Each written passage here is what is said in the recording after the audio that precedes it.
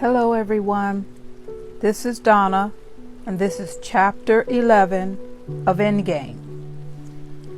The title of this chapter is Ghost at the Feast, Princess Diana, and Revisionist History.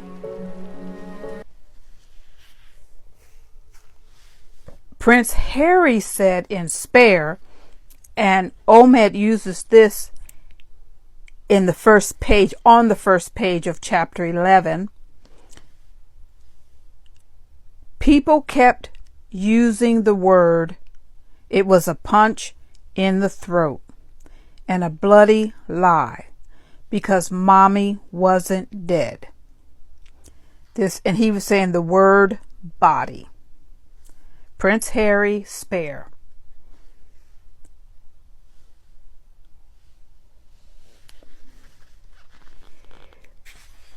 Omid talks about the system had a blueprint for Diana as a vessel for hereditary power.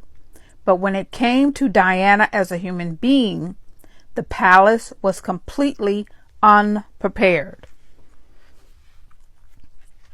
We're going to speak about Diana in memory.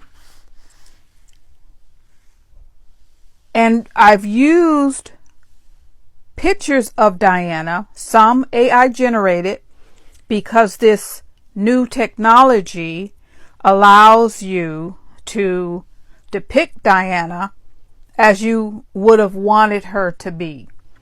And I asked to generate pictures of Diana as Queen of England. And when Omid talks about Diana, he also talks about Meghan. He talks about how Diana and Meghan were embraced. He talks about how Diana's voice was silenced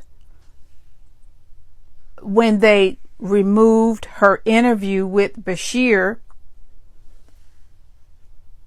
And he talks about the difference between William's response, saying his mother was paranoid, and basically going on the palace side and not talking about she was right, she had a point, she had the right to use her voice, versus the way Harry talked about it.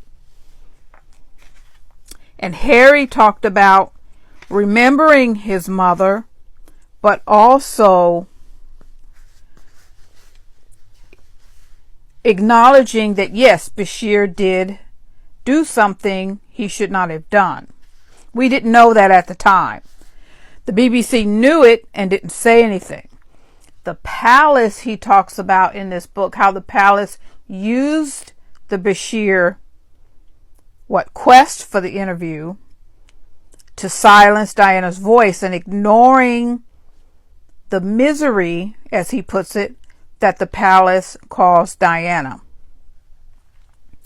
Now, he says something in the book that I didn't realize. Andrew Morton archived his tapes outside of Britain to protect them after the BBC has agreed and was told not to use the Bashir interview anymore. And in order to use it, you have to go through like a high committee now to use it. He talks about how Prince Harry and Meghan used part of her interview in the Netflix documentary, and how William was very upset about this. Now, Andrew Morton makes the statement, he says she only did 2 interviews, and now there's only 1 left. So it's important to protect her voice. Diana told the truth. And I remembered when she came out with that interview, it was shocking.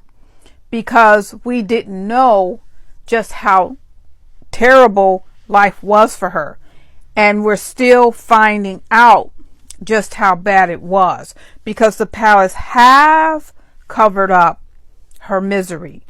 They have also, Omid talks about in this book how the people like the Fly, Simon Case, helped the palace attack Meghan when the Oprah interview was about to come out. Remember that? And we all said, oh, they're trying to attack Meghan before the interview comes out. And how they were saying that Meghan was a bully because they had learned from Diana to preempt any voice of the women. And he talked about briefly how Fergie, the Duchess of York, Sarah Ferguson, how she was attacked, even though at the time when the toe-sucking photo came out, she was separated from Andrew, and how they attacked her for that versus how they do not attack, I should say, Andrew, considering all the allegations against him. Now, I'll tell you something I learned in this book. I didn't realize that Fergie was separated from Andrew at the time she was with her friend and he was sucking her toes. I can't even recall a single report, written or spoken, that said that Sarah Ferguson was separated from Andrew and they were possibly in the midst of a divorce.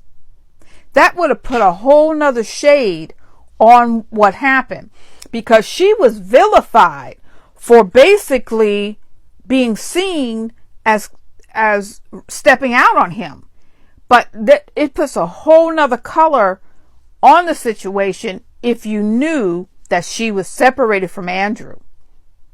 And if we had known the truth about Andrew, the level of it, okay, if they hadn't been playing like, he's one of the boys, Andrew.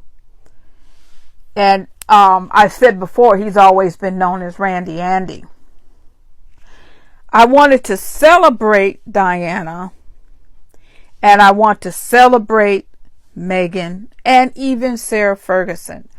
Omid talks about how the women in the royal family are sacrificed. They're not seen as anything but vessels, as he put it, of hereditary power. Everyone, it's important that we remember that Princess Diana, a lovely young girl who was lied to by her husband, helped by his mistress, who no one knew that Camilla was Prince Charles's mistress. No one. I guarantee you, it was a shock. It was Diana who told us that. Nobody else.